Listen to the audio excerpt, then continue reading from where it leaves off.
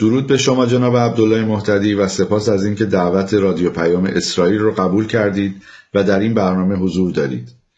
به عنوان پرسش اول مایلم از شما این سوال رو داشته باشم که همونطور که میدونید در طول 4 دهه گذشته کمتر حزب و اپوزیسیون ایرانی بوده که بر اساس شرایط جهانی، منطقه‌ای و خود ایران دچار تغییر و تحولات و دگرگونی‌هایی نشده باشه و میدونیم که حزب کمیله کردستان ایران هم از این قاعده مستثنا نبوده و در طول سالیان گذشته در چارچوب حزب کمیله کردستان ایران تغییر و تحولاتی ایجاد شده. از شما به عنوان دبیر کل حزب کمیله کردستان ایران این پرسش رو دارم که شما این تغییر و تحولات رو چگونه ارزیابی میکنید؟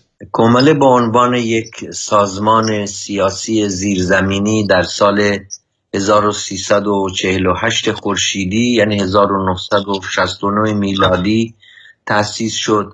گفتم زیرزمینی برای اینکه تو اون روزگار و در دوره شاه آزادی‌های سیاسی برای احزاب وجود نداشت و در نتیجه چه ما چه دیگران مجبور بودن فعالیتاشون رو به طور زیرزمینی از پیش ببرن. حدود 10 دهه ما تو این شرایط فعالیت کردیم، دستگیری‌های زیادی دادیم. در انقلاب 1357 کمیله شرکت کرد، ولی با دیدگاه‌ها و برنامه و سیاستی کاملا متفاوت با آیت الله هایی که سرانجام هم انقلاب ایران رو به این مسیر اسلامی کشوندن و بنابراین از همون روز اول معلوم بود که ما کلن جنبش کرد در کردستان ایران خواهان آزادی و دموکراسی و همچنین حقوق کرد هاست، در حالی که نه آزادی، نه دموکراسی، نه حقوق بشر و نه حقوق کردها مورد توجه جمهوری اسلامی نبود و با سرکوب روبرو شدن کردها. حزب کمیله کردستان ایران از سازمان دهندگان اصلی مقاومت خلق کرد بر علیه این سرکوب ها بود و در اون دوره خواست ما تا اونجا که به مسئله کرد برمیگشت خودمختاری بود.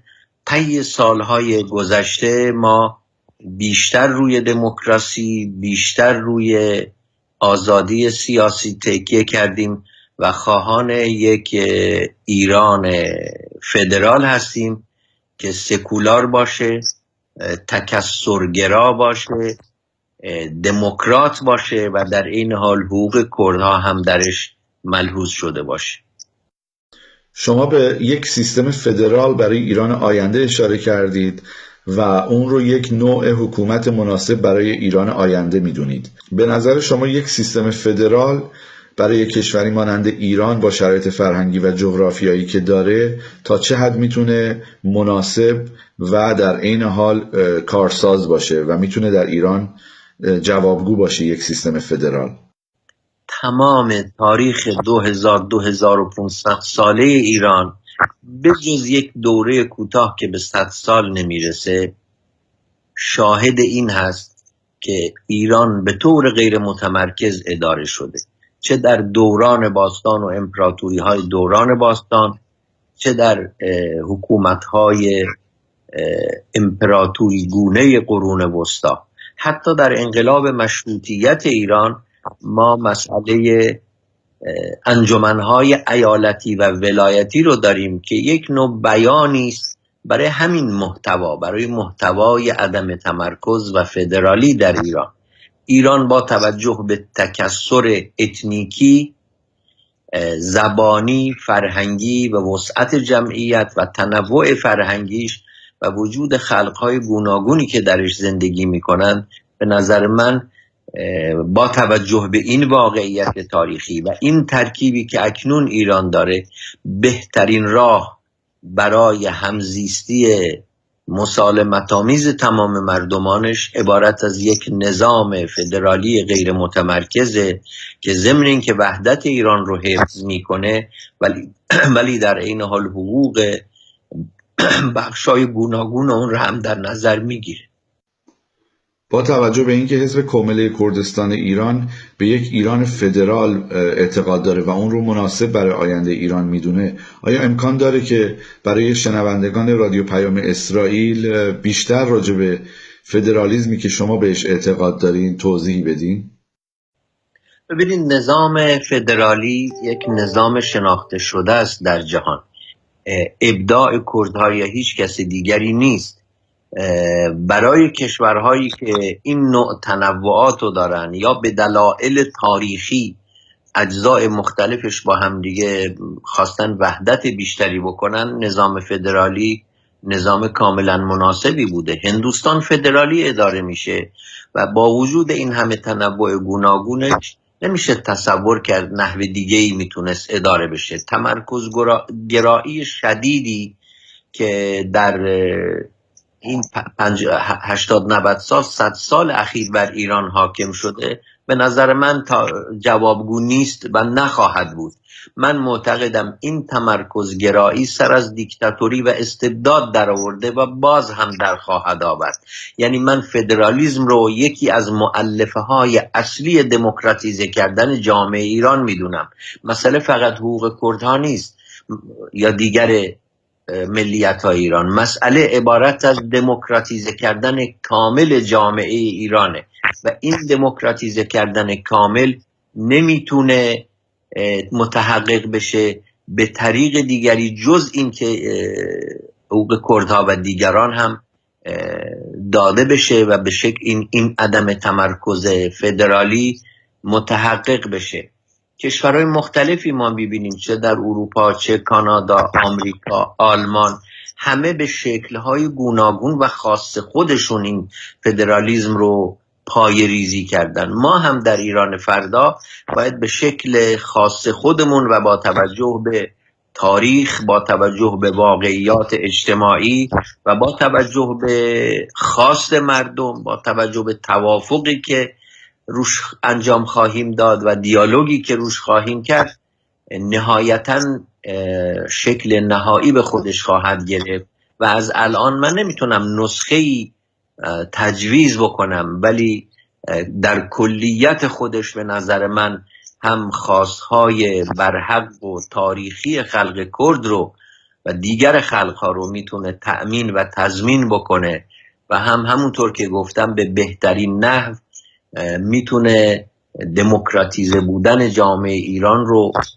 تضمین بکنه و بهترین گارانتی هست در مقابل اینکه استبداد و دیکتاتوری متمرکز دیگه به ایران بر نخواهد گشت.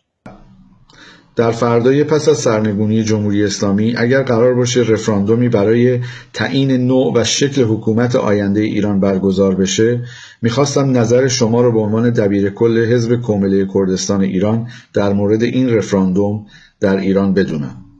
بعد از تغییر نظام سیاسی ایران و برچیدن نظام جمهوری اسلامی که امیدوارم با کمترین دردسر و در زودترین زمان ممکن صورت بگیره، نهایتاً مردم ایران هستند که بایستی در یک مجلس مؤسسان دموکراتیک و منتخب راجع به سرنوشت نوع ساختار سیاسی کشور تصمیم بگیرن و فکر میکنم این درستترین طریقیه که میشه انجام داد.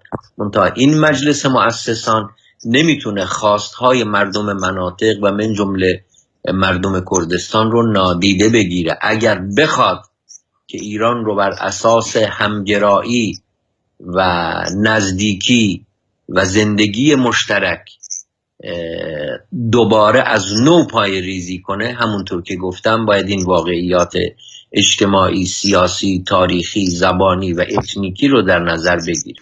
همونطور که میدونید اعتصابات و اعتراضات گسترده‌ای هفته گذشته در تهران و دیگر شهرهای ایران رخ داد و با توجه به شرایط وخیم اقتصادی انتظار میره که این اعتراضات و اعتصابات به شکل گسترده‌تری در آینده نزدیک دوباره اتفاق بیفته. میخواستم نظر شما رو در رابطه با این اعتراضات و اعتصابات بدونم و اینکه شما چه ارزیابی و نظری راجع به این اعتراضات دارید و فکر میکنید در ماه‌های آینده ایران دستخوش چه تغییر و تحولاتی میشه با توجه به شرایط جهانی و وضعیت وخیم اقتصادی که در پیش روی ایران هستش و مردم در واقع با اون دست و پنجه نرم میکنند. بعد از 40 سال 39 سال این اولین باره که در چنین سطح گسترده‌ای بازار به میدان اعتراض و مخالفت با رژیم جمهوری اسلامی به میدان میاد. قبلا در این یا بازار این یا اون شهر اعتراضاتی کردن، ولی حتی در دوره جنبش سبز در سال 1388 هم بازار به اون شکل نپیوست و این پیوستن بازار به جنبش اعتراضی و مردمی علیه جمهوری اسلامی به نظر من یک گام فوق العاده مهمه، نشانه مشروعیت زدایی هرچه بیشتر جمهوری اسلامی و از دست رفتن آخرین سنگرهاش و پایگاهاش در جامعه ایرانه و باید این حرکت رو مورد پشتیبانی قرار داد و گسترش بش داد. و همونطور که گفتم من فکر میکنم جمهوری اسلامی به دلایل سیاسی، اجتماعی، فرهنگی و تاریخی جایی دیگه در جامعه ایران نداره. سالهاست جمهوری اسلامی میبایست بره و از طرف جامعه ایران داره پس زده میشه. سالها قبل از این که از لحاظ سیاسی و اقتصادی مردم نشون بدن که دیگه این رژیم رو نمیخوان، از لحاظ ایدئولوژیک شکست خورده بود، از لحاظ فرهنگی شکست خورده بود. به خصوص نسل جوان جامعه ایران به هیچ عنوان دیگه این نظام رو نمیخواد.